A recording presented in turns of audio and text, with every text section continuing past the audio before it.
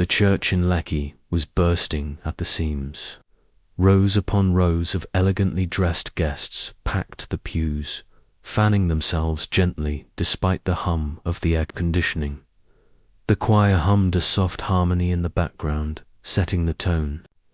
Phones were out snapping, recording, live streaming. The decor was flawless. White roses, gold-trimmed altar, delicate crystals glinting under soft lighting. At the front stood Chukwumadi, the groom, tall, sharply dressed, smiling nervously, as he wiped his palms on his trousers. This was the moment he had been waiting for. Then the doors opened.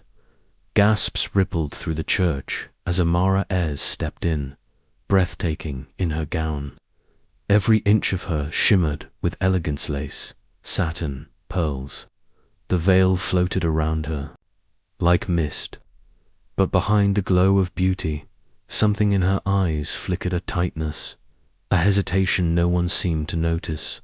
She walked slowly, purposefully, her gaze fixed ahead, though her steps didn't quite match the joyous rhythm of the choir. Chuka's smile widened as she approached. He reached out to take her hand at the altar. The priest began. A few prayers, a hymn, then the ceremony moved toward the vows. Do you, Amara Ayres? She took a step back. A hush fell over the congregation. The choir fell silent. Chuka blinked, confused. Amara's voice trembled. I can't do this. For a moment, no one moved. The words hung in the air like smoke. Then chaos. A loud gasp echoed across the church. Amara's mother crumpled in her seat. Her father sprang up, shouting her name. Chuka stood frozen, blinking in disbelief, his smile fading. His hands still extended toward a bride. Now out of reach, Amara dropped the bouquet. It hit the marble floor with a soft thud that somehow felt deafening. She turned and walked out. Alone, the church erupted behind her. Whispers, cries, someone trying to catch up, but no one quite sure what to do. Outside, the scene was a frenzy. Phones still out, cameras flashing. Did she just leave? Is this part of the ceremony? Oh my God, is this a prank? But Amara didn't stop. She pushed past them all, veil fluttering, dress bunching up around her feet as she made her way to the curb. Her heels clicked furiously against the pavement. She slid into the back of a rideshare car, murmured the name of a hotel. The driver didn't ask questions. He didn't need to. Her eyes were red already. Her mascara had begun to run. She sat in silence as the church disappeared behind her, as did the life everyone had imagined for her. And then, finally, she sobbed, quietly, bitterly, still in her wedding dress. Alone, Amara Ayres had always been the type to chart her own path. Raised in a modest but stable middle-class household in Surulere, Lagos, she learned early the value of hard work and ambition. Her parents, Ngozi and Emeka Ayres, were proud people, disciplined, practical, deeply invested in appearances. They'd given her a good education, instilled manners, and expected only one thing in return: success, and eventually a respectable marriage. Amara delivered the former in full. She graduated with top marks, hustled her way into Lagos's competitive marketing scene, and by 28 was a senior executive at a struggling PR firm. She wasn't rich, not by Lagos standards, but she paid her own rent, drove her own second-hand car, and walked into boardrooms with her head high. She had carved out her independence inch by inch hand, was proud of it. But independence, in her parents' eyes, was never the end goal. You can't be successful and single, her mother often said, pursing her lips. People will start to ask questions. When Chukwumadi came into the picture, a smooth-talking, sharply dressed oil and gas consultant with political connections and deep pockets. They were overjoyed. Ngozi called it a divine match.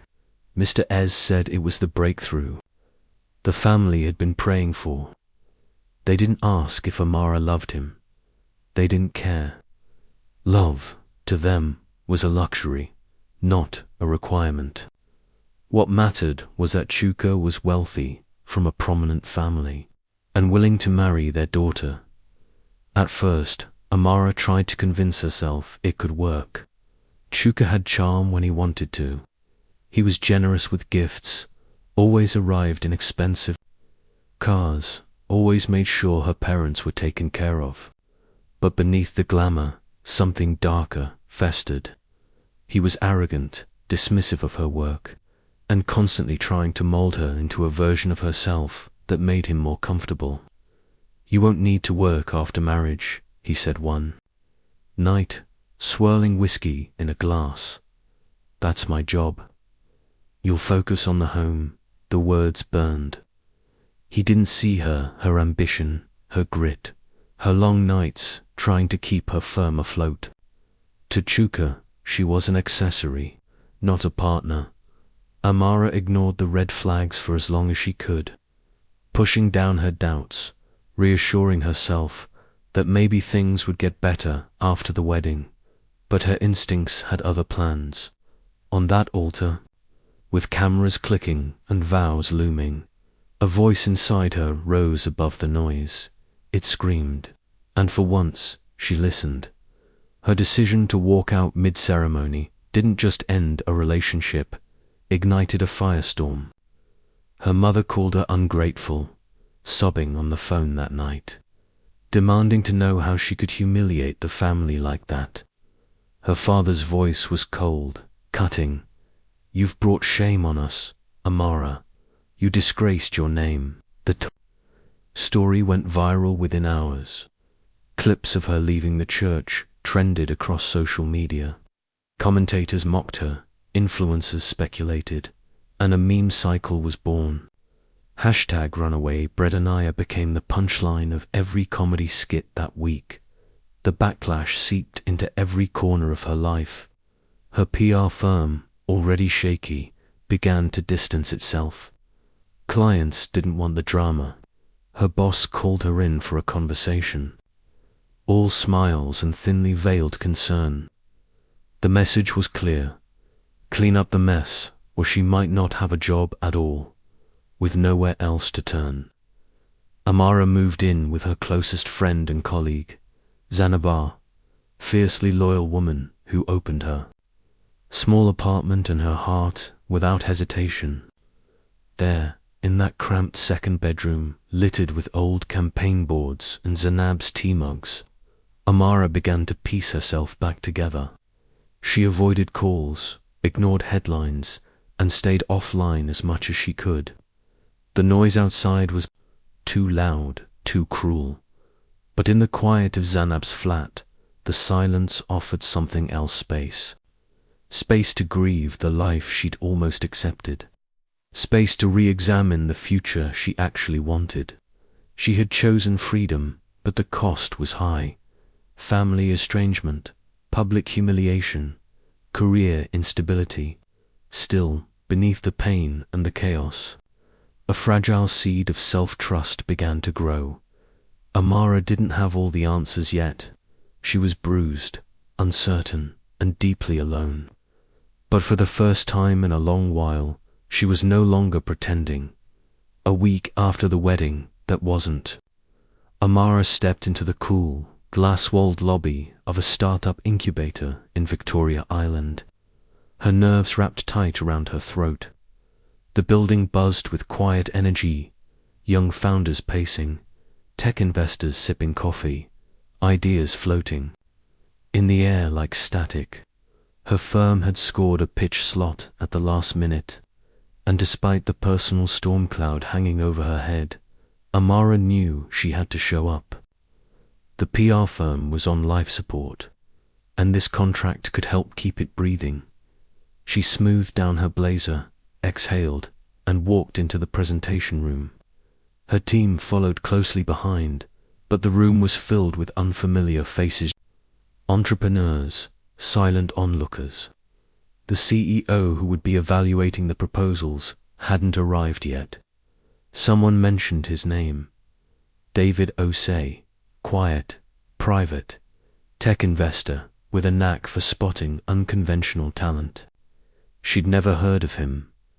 When he entered the room 10 minutes later, no one would have guessed who he was. No entourage, no theatrics. Just a tall man in a crisp button-up and jeans, with the calm presence of someone who had nothing to prove. He nodded at the panel, then sat. Amara's eyes swept past him. Casually and froze. It was him, the rideshare driver from her wedding day. Back then, she'd been too shaken to notice much beyond her own spiraling grief. But she remembered his calm hands on the wheel, the way he didn't ask a single question, even as she sobbed in the back seat, her wedding dress crumpled, mascara bleeding into her cheeks. He'd simply handed her a cold bottle of water and said softly, "Whatever it is, you were brave. Now." He sat at the head of the table, flipping through her proposal packet. Amara steadied herself and launched into the pitch. She spoke clearly, hit every beat, pushed down the noise in her head. Focus, win the contract, save the firm. When it ended, the panel clapped politely. Questions were asked. Then David Osei raised his hand. His voice was calm, measured. "I'd like to request a private meeting with Ms. Ez." Her heart thumped once, hard. Minutes later, in a quiet conference room tucked away from the others, they sat across from each other. Amara waited, unsure of how to begin. David looked at her steadily. No smile, no pity. "I wasn't sure you'd recognize me," she said finally. "I did," he replied simply, "but I didn't want to put you on the spot." Amara nodded slowly. "So, you're not a driver?" "No," he said with a faint smile. "But that day, I needed to clear my head. I drive sometimes. Helps me think." She didn't know what to say to that. David leaned forward, flipping through her proposal again. "You have good ideas, bold, but they need refining." She blinked, a little caught off guard. "Okay, you rely too much on narrative-driven branding.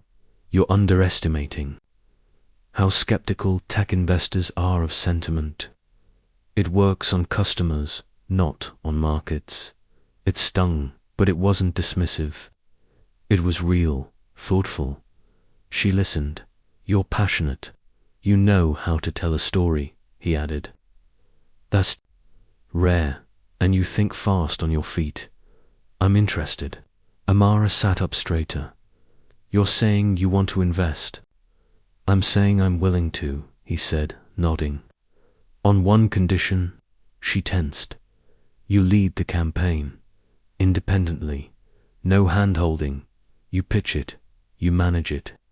You win or fail by your own hand. No one saves you." A long pause stretched between them. "Why?" she asked. "Why are you giving me this chance?" David held her gaze, calm as ever. "Because you already did the hard part, choosing yourself." Amara blinked, the weight of his words settling around her like a quiet truth.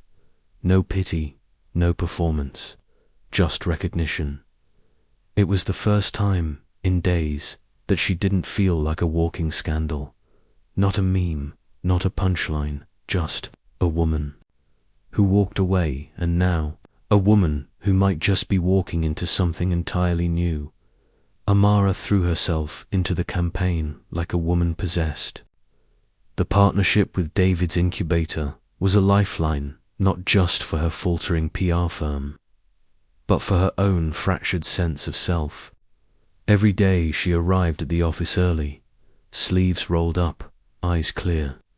She pitched fearlessly, built new strategies from scratch, chased clients with a tenacity that made even her detractors pause. Slowly, her confidence returned, piece by piece.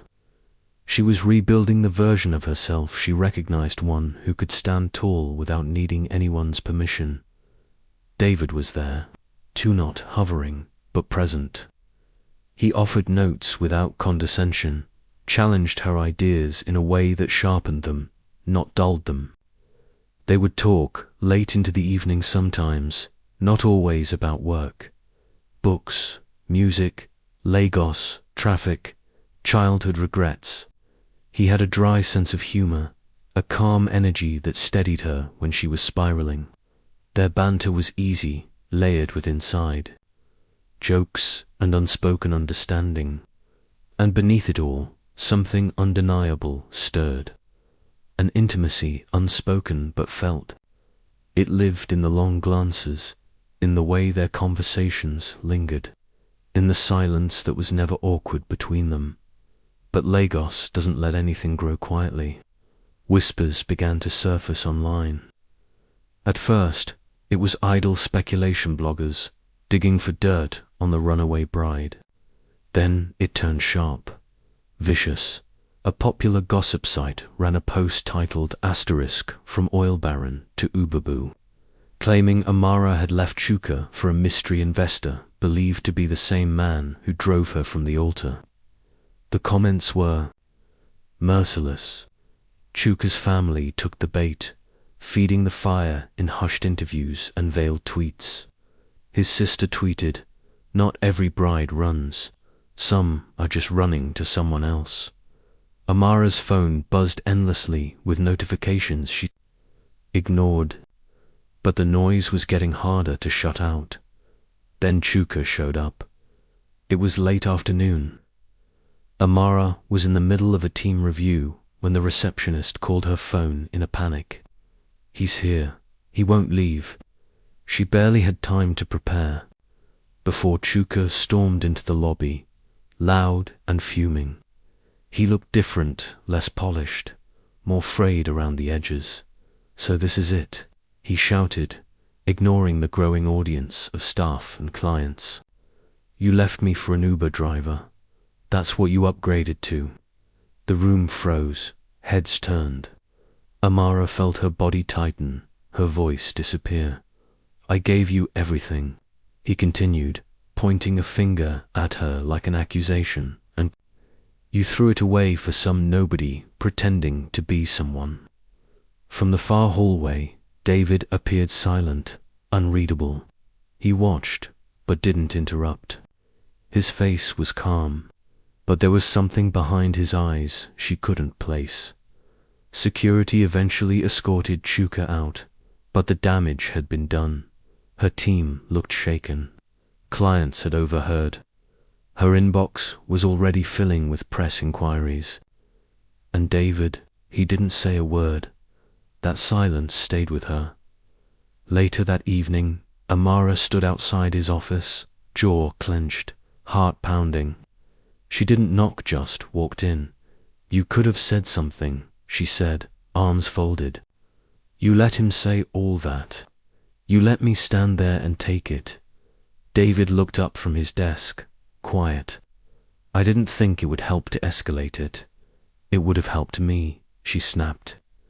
"You sat there like you didn't know. Me, like you didn't care." He exhaled. "I care. Of course I care." "Then why did you hide who you were?" she demanded. "Why didn't you tell me the truth from the beginning?" David stood, slowly. There was no anger in his voice, something quieter. "Tired, maybe, or careful. Because when people know I'm rich, they stop seeing me. They see numbers. Expectations, opportunities. You didn't. That day, in the car, you didn't flinch. You didn't ask for anything. You didn't even ask my name. You just cried, and I respected that." Amara looked at him, the hurt blooming fresh across her face. "So you trusted me with your investment, with your project, but not with the truth." It wasn't about trust, he said, more softly now. It was about peace. I wanted to keep something real for a little longer.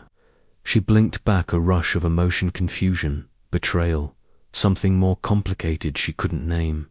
It doesn't hurt because you're rich, she said.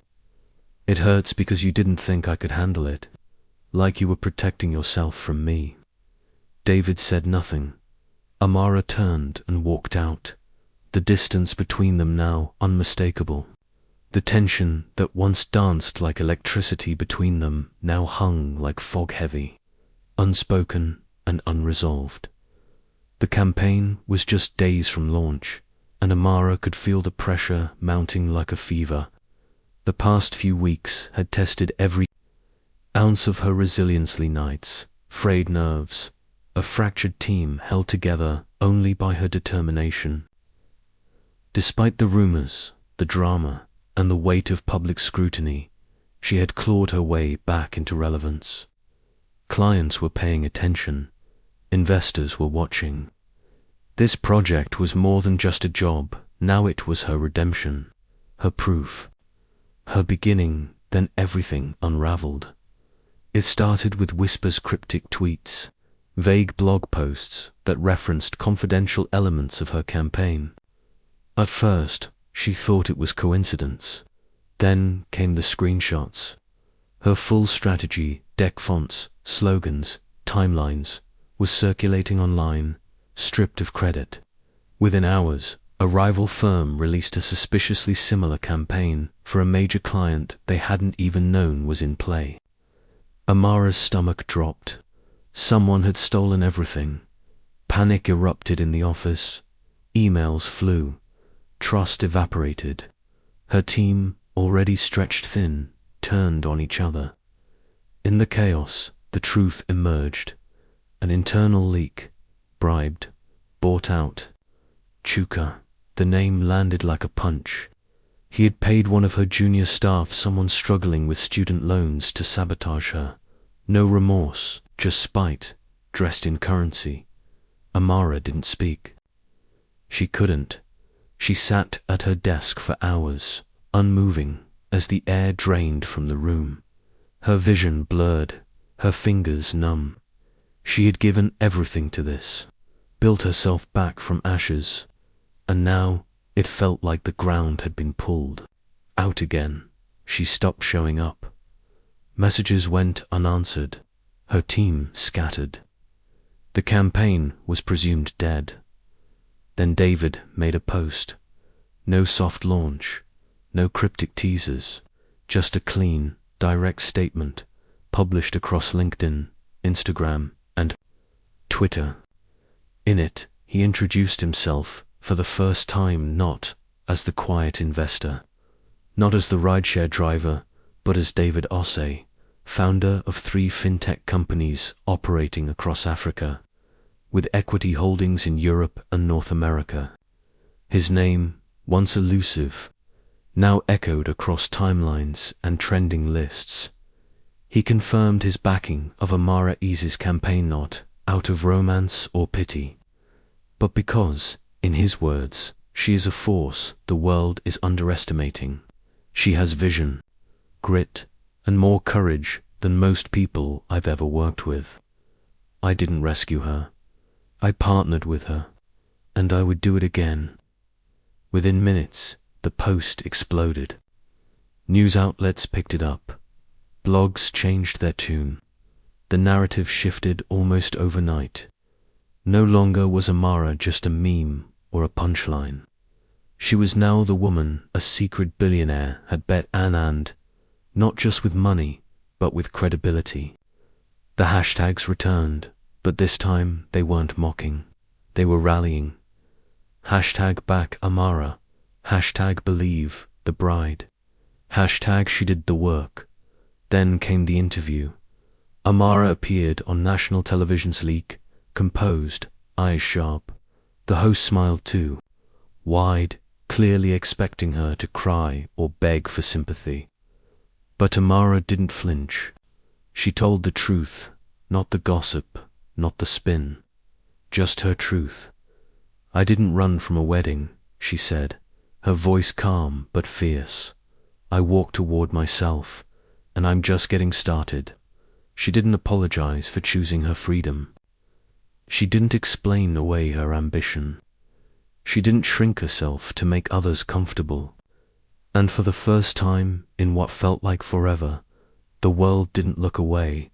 They leaned in, with the tide now firmly in her favor.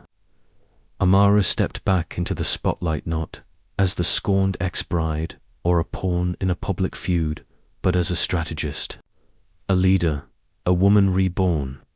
The campaign she had once feared lost was reborn, this time with more fire, more ambition, and the kind of clarity only pain could forge.